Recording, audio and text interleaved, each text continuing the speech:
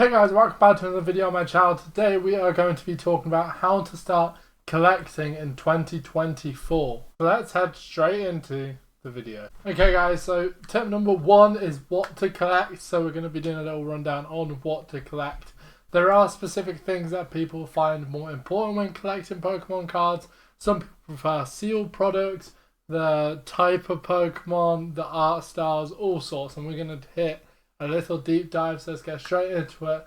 So we're going to talk about sealed. Sealed collections are when people buy packs or buying boxes or buying ETBs and they want to try and keep them sealed in hopes that it goes up in the future. People have done this a lot, and obviously with the resurgence of Pokemon a few years ago, a lot of people started sealing products. Sometimes they go up, it's more of a long-term purchase, think of it as an investment.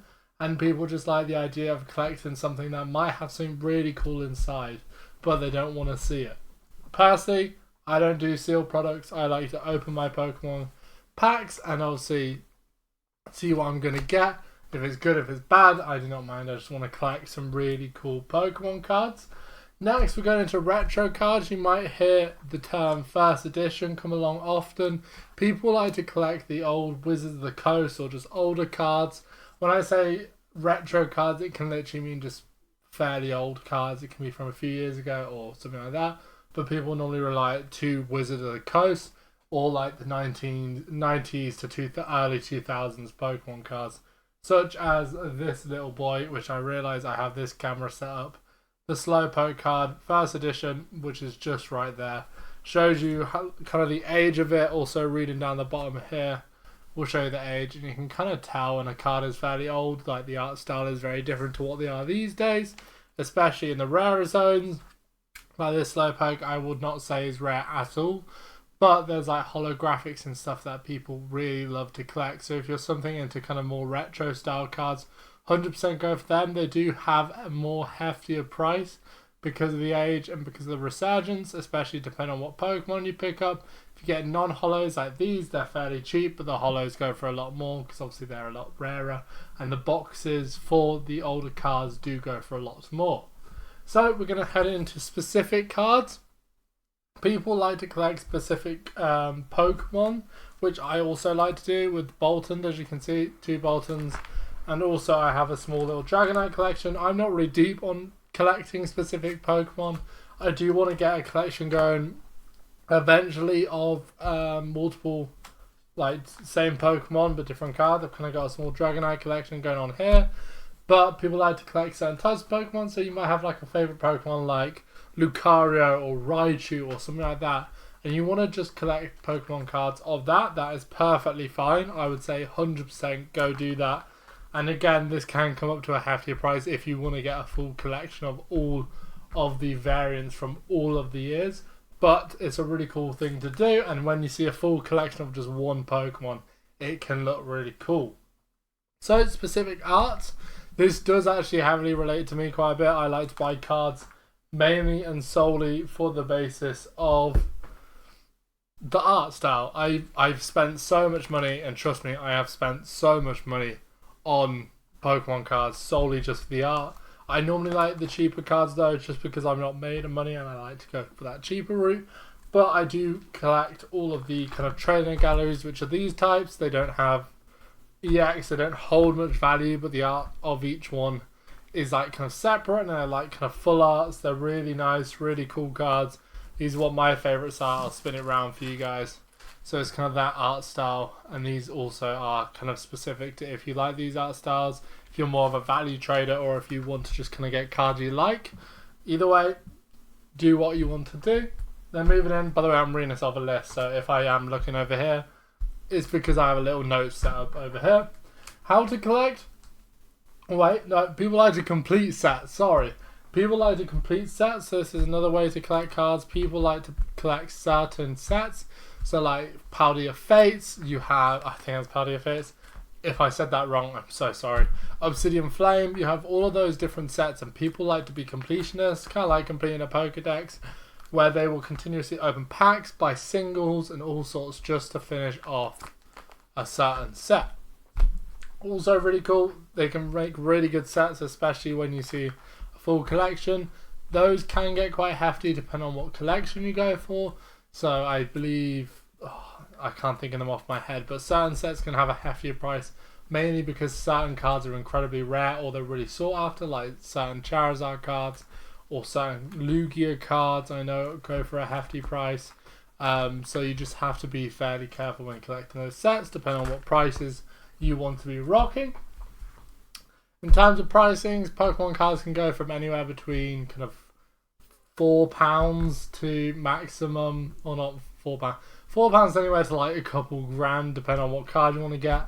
But overall, it's not an expensive hobby unless you want to go for specifically the expensive Pokemon cards, or you take the risk and open packs, which I will be doing over the next couple of days with about 50 packs coming, because I bought 2 boxes. So I am so excited to be opening those packs and seeing if we can get anything good. I've had more luck with packs because I don't like to buy expensive singles, so all my expensive cards like this one, oh, I can't get it out. You guys have probably seen it while I've been flicking through. Sorry, my hands are literally right in front of the camera. I am so sorry for this. But like, this is probably one of my most expensive cards, and this came out of an Obsidian box, not by purchasing, because I often purchase the cheaper cards rather than the expensive cards, solely because when I see a single card go for like 50 quid, my brain just hurts and is like, don't do that, Reese. So I end up going and picking up the cheaper cards and going for that. But sometimes when you open packs, you can hit, and when you hit, you can truly hit some really good bangers like this card. So moving into how to collect, as I just said, you can either pick up packs from your local store, from places like PokeRand is where I've been picking up certain packs. Shout out Randolph. And also on certain websites like eBay, but be careful with eBay. Truly be careful with eBay. If you're going for like retro stuff, people like to fake. Be careful completely when doing that stuff. I wouldn't recommend eBay, but it is an option. So going for like local sellers, trusted sellers, even places like Whatnot. I'll go into more detail about Whatnot in a minute. But places like Whatnot allow you to pick up cases and pick up ETBs and do ships, rips, whatever you want to do for kind of good pricing or normal pricing. But stay away from eBay 100%. And you can also buy singles. So I'm going to go in a bit more detail about Whatnot. Whatnot is a platform, a live streaming platform where you guys can purchase cards straight on a live stream. Really good, really handy. I've done it a few times.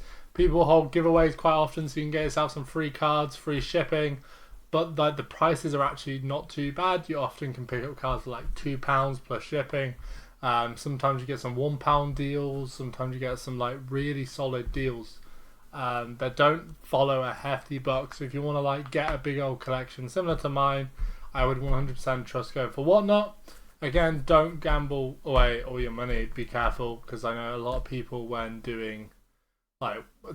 people get competitive, they'll overspend. Try and avoid doing that. Pick up cards you want for your collection, and be very careful with that type of stuff.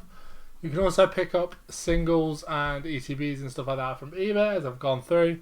You can do bids and you can buy cards. I've bought a fair few cards from eBay. Again, just keep an eye on what you're purchasing. Make sure there's plenty of photos, the descriptions all match up. It's a trusted seller, so it has a fairly good amount of reviews. That will be a really key thing in making sure you don't get fakes and making sure you don't get scammed, because noticing scam cards on those sites can be quite hard, but when you see them in person, you will know when you're getting scammed. Another place is just going to your local card shop. Not many places near me. Sorry about that. Not many places near me, card shop wise, exist. So it might be quite hard to find these days, actual card shops, but there are card shops. There's like Comic-Cons and stuff like that, which have plenty of cards you can buy. Comic-Cons normally have some heavier prices. They're normally rarer cards, because obviously people want to like sell, trade their best cards. But if you go to like card shops, you can pick up some really cool cards. You can pick up some ETBs, some cases, all of that stuff from card shops. Now, I'm going to move on to how to care for your cards. So this is one way of caring for your cards, is putting them into a binder, but making sure you also get some penny sleeves is what these are all in, except for this card that is a really bad representation because I have not sleeved this card. But putting them into sleeves This little penny sleeve does wonders in making sure that your card will not get scratched, because that is the key thing. So there's a carbon behind me. I thought it was a van. I've got parcels coming. But just making sure that they don't get scratched or get fingerprinted, as this is a really bad example, but it's not a card that I specifically care about a ton. But just to make sure that they don't get damaged in any way, I'd highly recommend getting penny sleeves. They're not particularly expensive. You can pick them up on Amazon, just so they don't get damaged, and I'd put them straight into a binder or into somewhere safe where they won't get bent. I reckon don't put them in ETBs if you're putting them in just penny sleeves. If you want to put them in ETBs or don't want to put them in a binder, I'm going to move into this. Sorry, I've literally just flicked 2 penny sleeves everywhere. It's top loaders. Top loaders are heavier penny sleeves, basically stronger plastic, really a lot harder to kind of bend and ruin the card, and obviously scratch resistant. So the best way to protect a really important card or a really expensive card, this is a really bad example, but you just put it into a penny sleeve, and then you would just simply pop this thing into, I haven't done this for a while. Am I doing the wrong way around? I'm doing it the wrong way around. Ignore me completely. You just want to whack this into there like this. Push it as far as you can like that. It'll look like this, and just give it a couple light taps like that. It'll push it much further down, and then you have your card nice and protective, harder to bend, harder to ruin. Would trust this more than using a penny sleeve, and you can pop these probably in ETBs pretty safely, so I'd highly recommend that. And then also grading cards is a great idea. Oh my god, my lights just decided to stop working. Sorry guys for this, my lights have just absolutely turned off on me. Cheers lights. There you go, I can get one on. There you go, sorry about that. So another good way is grading. I don't actually know where I put my graded card. I only own one because I don't often grade cards. But grading's a great idea for looking after Pokemon cards, and a great way if you want to resell your Pokemon cards. A good way to, a good couple companies, PSA, Ace Grading, all of those do really good grading. They're really consistent or fairly consistent, and they'll grade your cards for you, showing you what rating they get. This is good for like selling cards, because obviously you don't need to pretend or say this card is near mint and then it's end up not being near mint to someone. You can be like, this card is a 10, it's graded, end of. That card will fetch a higher price and will be worth a lot more than just saying that it might be graded 10. So that's also a good way, and they also come in really strong, really protective layers of plastic. So it's really good, really solid way to hold your cards. Obviously this is more for, I would say, the more advanced or people who want to get more into the investment side of it rather than just a simple card collection. But I'd 100% say if you're not going deep into like pricings or just want to get a cool collection, binders are definitely the way to go. They do well for people's collections. If you want to see my collection or me go through my best cards, I do have a separate video currently up, so if you guys want to check that out, please do. But I'd recommend just getting a binder to start off with, see where you get to, and if you have some cards that are like really high quality that you think, send them off, get them graded, get them looked at, get some graded cards in your collection. They'll fetch a better price and they'll also be more worth it. And my overall thoughts, go do it. Collect Pokemon cards, it's super fun. Don't go stupid with your bank balance. I kind of have, but don't copy me. But maybe do like one pack every so often, or if you've obviously got some more money to spend and want to commit to the hobby, go do that. But don't be stupid, because it is kind of a form of gambling, but not hugely. It's kind of a form, but you get these collectible cards. It's just kind of collecting. So it's a really cool hobby, really fun. There's a really great community. I love to see you guys at Comic Cons or places like that collecting. I hope this helps someone get into collecting. So I hope you guys enjoyed this video. If you did, please feel free to follow or comment down below saying if this video helped you. I don't expect to subscribe, but if you guys would like to subscribe, that would mean a lot, and especially for me creating videos and being quite small, it would help a lot and really give me the motivation to make more videos. Sorry about that. Guys, I'll see you in the next one. Peace.